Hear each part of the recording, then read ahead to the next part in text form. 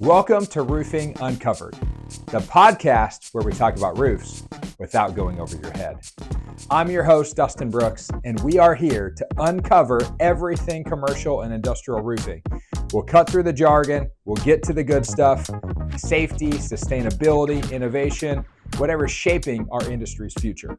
Whether you're an architect, business owner, facility manager, or roofing contractor, this will be packed with insights, packed with knowledge to help you in your business. Let's get started. In the commercial roofing industry, slips and falls are just something that we've always lived with. It's always a perceived risk and a real risk, and accidents happen. But if there's a way to prevent slips, if there's a way to prevent falls and injuries, shouldn't we take every measure possible to do that?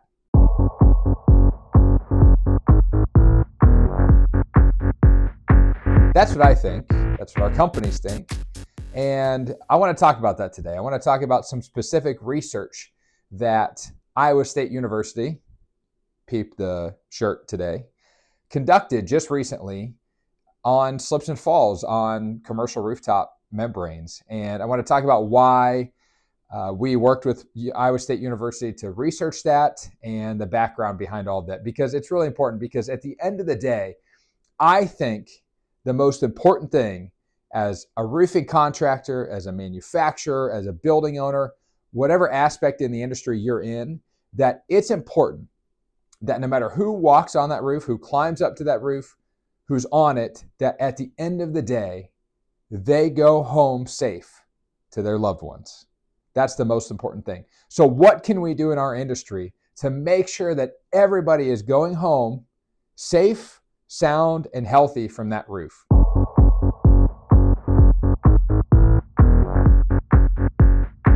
What I want to talk about specifically in this podcast is slipping and falling on the same level, meaning on the same roof or on the roof itself, not necessarily falling. People think roofing and falls, they think someone falling off the ladder or falling off a shingled roof or that sort of thing happening, which obviously is a big issue, falling over the roof onto the ground. But what never is looked at is the slip resistance or the slipperiness and falling on the same level on a flat commercial industrial roof membrane. It's never been looked at. It's never been researched. It's never been studied. It's never been analyzed. It's just something that happens and that people have to deal with the risk of. But again, if we have an option there, why don't we take a look at that?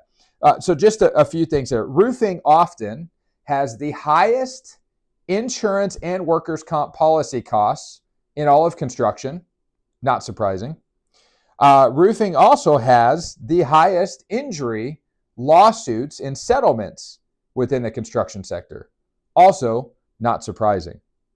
Let me give you some examples of some incidents that have happened as recorded by OSHA in recent years when it comes to slipping and falling on a flat roof that's wet. 2 workers were clearing ice from a PVC roof. One was hosing the roof with water. He walked into a shaded area where it was wet, slipped, and fell. Emergency services called. He was transported to the hospital and treated for the fracture of a bone in his leg. An engineer and a coworker were on the roof of a government building after receiving complaints of a leak. They were checking for leaks in the roof as well as inside the HVAC unit. As we know, sometimes that's the source. And performing some maintenance, they were sweeping water off of the roof. It had recently rained. The HVAC unit was de-energized, but was on. The engineer was sweeping water away from the unit. He noticed that the entry door to the HVAC unit was open. He stepped onto the non-skid surface of the roof and slipped into the HVAC unit, trying to hold on, but as he reached out, his hand was struck by one of the energized fan blades, and he suffered a serious finger amputation injury and hand fractures. Another employee working as a roofer for a contractor was preparing to install an EPDM rubber roof. The employee slipped on the current non-skid surface, lost his footing and balance, and fell. The employee was hospitalized and treated for a sprained back. Another employee working as a laborer for a commercial building contractor stepped on the roof. He slipped and fell on the same level, sprained his right ankle, required medical treatment. Employee was in the process of painting the fascia of a building using an extension ladder. While attempting to paint fascia beyond his reach, employee stepped off the ladder onto the building's flat roof. When he stepped onto the roof, the employee slipped and fell off the landing to the ground below, fracturing his spine and being hospitalized. An employee and coworker removing thermoplastic single-ply membrane rolls, and at some point, the employee slipped on morning dew and fell on the same level. The employee was hospitalized and treated for a fractured humerus. Another one, roofer performing inspections on a flat roof. While walking, the employee slipped on a patch of ice and fell on the same level onto their back, hospitalized to treat 2 vertebrae, resulting in surgery. Another employee and coworker inspecting flat roof areas in front of windows to ensure the roof drains were working properly and not clogged. It was not raining at the time, but these areas were wet. While the employee was walking, his foot slipped. He fell onto an area of the roof that was flat in front of one of the windows, sustaining a torn tendon attached to the patella in his leg, receiving emergency medical treatment and being hospitalized. Some settlements. A maintenance worker slipped on a wet, flat roof of a commercial building after a rainstorm. The roof lacked proper drainage, causing water to accumulate and create a slippery surface. The worker sustained a severe back injury, leading to a $1.5 million settlement. Another roofer slipped on a wet, flat roof performing repairs. The roof was not properly maintained. There were no warning signs about slippery conditions. Suffered multiple fractures and a head injury, resulting in a $2 million settlement. Another roofer slips on a flat roof, wet flat roof carrying materials, suffering a severe knee injury, requiring multiple surgeries, resulting in a $1.8 million settlement. The instances just go on and on. HVAC worker injured by slipping on a wet roof. The settlement was based on compensation for medical bills, lost wages, and pain and suffering. In that situation, they sued their employer. Another one, a roofer was performing repairs on a commercial roof when they slipped and broke a leg. They sued both the building owner and the contractor, claiming both parties were negligent in failing to take safety precautions. The settlement involved a lump sum payment covering medical expense, rehab, lost wages, pain and suffering, and also involved future wage loss compensation if the worker could no longer perform the same job due to long-term disability. So obviously, slipping on wet, slippery membranes is a problem.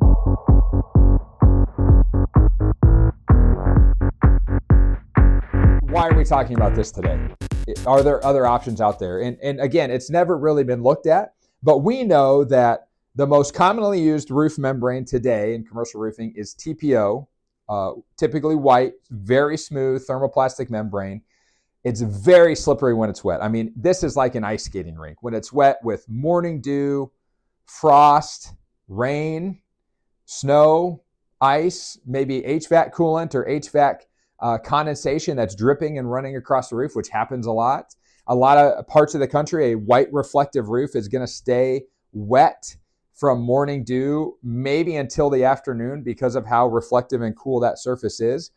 So the most commonly used roof membrane today is also the most dangerous to walk on when wet. PVC, probably the second most commonly used roof membrane. Also very dangerous, just as dangerous as TPO, as the studies show. And then it kind of goes from there. But really what the study found is that the 3 most slippery roof surfaces are TPO, PVC, the smooth versions, and silicone roof coating, which today is probably the most commonly used roof coating in the commercial roofing industry.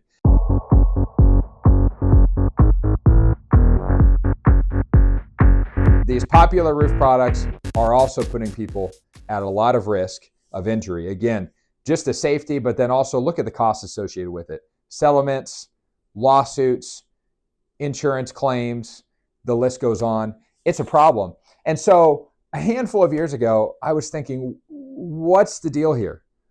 Aren't there other options? And actually, yes, there are. There are textured TPOs and PVCs. There are single-ply products out there that are not slippery. Obviously, walk pads are used extensively on roofs that are often trafficked, but what if there's snow on the roof? How do you know where the walk pads are? And what if you step off of that walkway and now you've hit a slippery section? As I've heard countless stories from roofing contractors, HVAC contractors, consultants, architects. Just the other day, I heard a story of a worker was on the treaded walkway that was around an HVAC unit, reached down, took one step off onto the slippery, wet TPO, legs slid out, ripped their groin muscles, requiring hospitalization and surgery, costs, lost wages. Another one slipped, severe concussion that they found has now caused long-term brain injury simply from walking across a flat, wet roof. And so there are other options out there, but the research really had never been done.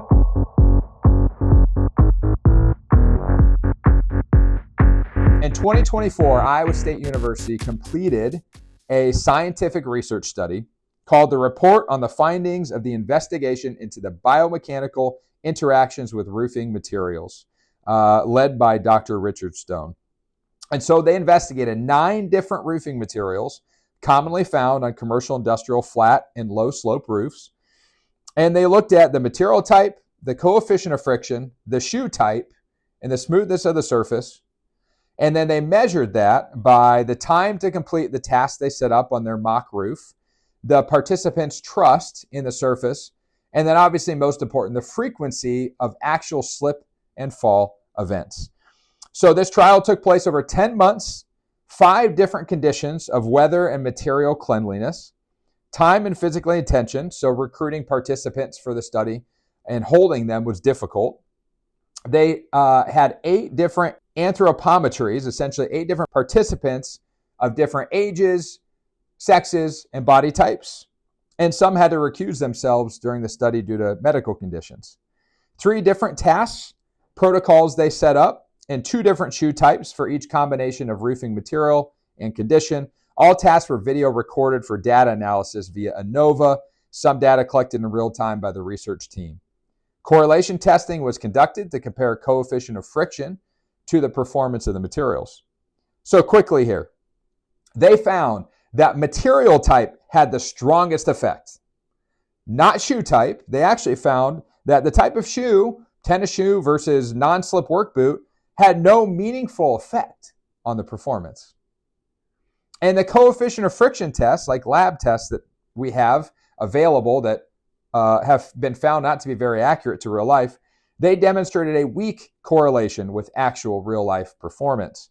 So material type had the strongest effect. And textured thermoplastics, textured PVC and TPO outperformed smooth ones by significant margins. And the summary of their report recommends the implementation of materials that are textured as the minimum for safety. Again, we're in an industry where the most commonly used roofing materials, millions and millions of square feet a year, billions of dollars, are not textured and are not safe. And the report recommends that higher friction would result in lower slip and fall events and higher participant trust, which would in turn decrease the workers' compensation claims resulting from walking across commercial and industrial rooftops. So there's a lot of background, and we have this research study summary available for all of you to access. But according to an observation in another study, between 39 and 73% of roofers had experienced an injury due to a slip or fall event. Slip events are difficult for an individual to notice, as approximately half of minor slip events would not be recognized by subjects. The method to effectively and accurately model human slips and falls has not yet been formulated. It's been known for over 30 years that methods to model, even with the same shoe, produce significantly less variance than a subject wearing and walking that shoe does. Let's just take a quick look here at the rest of this research study. Again, material type had the most effect. Shoe type did not have a major effect. It had a very minor effect, if any, on participant performance. And there was a huge difference between smooth and textured thermoplastics. So when they looked at coefficient of friction testing, they did a variety of ASTM methods that are most commonly used today in the flooring industry, for example, because again, this has never been looked at in commercial roofing. Overall, the report noted no ideal coefficient of friction test method currently exists, and there is need for further research. There was a very weak correlation. What they found is you can test silicone for coefficient of friction, and it will show in the ASTM test that it has a very high coefficient of friction when it's wet. But you actually put people on it when it's wet and have them walk across it, they will slip and they will fall. That's significant. Performance testing. So they had different protocols set up. One is they completed 2 laps around a course that they had, turning, twisting, and walking. It was intended to replicate different procedures if someone was walking around a commercial or industrial roof. Another protocol, they acted like they were servicing an HVAC unit. In another, they approached a ladder set on a raised elevated structure. They climbed the ladder, and at the top, they would turn to the right, turn to the left, and return facing ahead, and then descend the ladder. So then what they did is they looked at clear, wet as if it was dewy or raining, icy as if it was frosted, oily with fair weather as if a piece of equipment was leaking, for example, polyoil, snow, and they were collected during active times. Like it was actively snowing when the participants were walking on these model roofs of these 9 different material types. And in the end, what they found, and they measured non-slips, micro-slips, slides, slips, and falls, but the results is what is most important. And there's overwhelming evidence for a difference between smooth and textured thermoplastics in the case of overall performance and slip events. And in a quantifiable sense here, the use of textured thermoplastics resulted in an average of a 55% decrease in microslip events, an 80% decrease in slide events, and a 100% decrease in slip and fall events. So based upon all the data they collected, the coefficient of friction was found to have a weak correlation. The textured outperformed the smooth. Silicone, smooth TPO, and smooth PVC ranked the 3 worst in terms of participant performance. Obviously, more research needs to be done. This is groundbreaking. No one in the industry has ever taken a look at this. They've analyzed slips and falls on floors, but no one has ever actually looked at the risks associated with walking on and across wet surfaces on a commercial roof of these different types. Also, what was tested in here, just to talk about it quick, the best performing material was regular modified bitumen cap sheet with the granules. Common sense would kind of tell you, like with the granules on there, obviously it's not going to be very slippery when it's wet. The next best performing was Triton's rubberized spray applied rubber membrane. That was right there with the cap sheet as far as having almost no slip events at all. Next to that was Triton's instant set acrylic. Right there with EPDM rubber. EPDM rubber, when it's wet, has some pretty good rubbery grip to it. And then right along there with EPDM were 2 textured thermoplastic membranes. So Triton's Protan textured PVC. It's a PVC membrane that only comes with an embossed texture on it. And then also Triton's textured TPO. Same thing. It's a TPO membrane that only has a raised profile and a non-skid texture on it. And then it jumps up, double to triple the incidence rates on all types of micro slips to falls were silicone, TPO, and PVC. And only on those 3 materials did anybody actually slip and fall to the ground. Now they had safety harnesses on, they had matting, pads around everything, so no one was actually injured during the study. And if those safety measures weren't in place, if they weren't harnessed, if people weren't catching them, if they didn't have the pads, then the researchers note that obviously people would have gotten hurt and the incident rate would have been much higher on these smooth and slippery surfaces.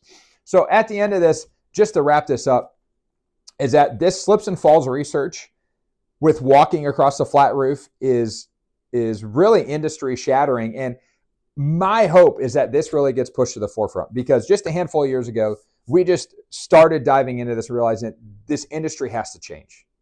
Is that no longer can people that walk on these roofs be at risk of not going home safe at night?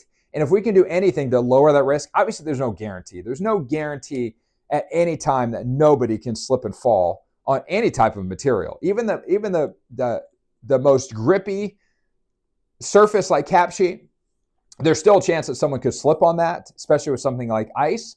But even with ice and frost and snow, the study showed that Going from a very smooth and slippery surface like regular TPO and PVC to one of those textured surfaces, huge difference even on something like ice and frost. So anything that we can do in this industry to reduce the chance of somebody getting hurt, to reduce the chance of workers' comp claims, to reduce the chance of lawsuits and settlements, and just keep people safe, why don't we do it?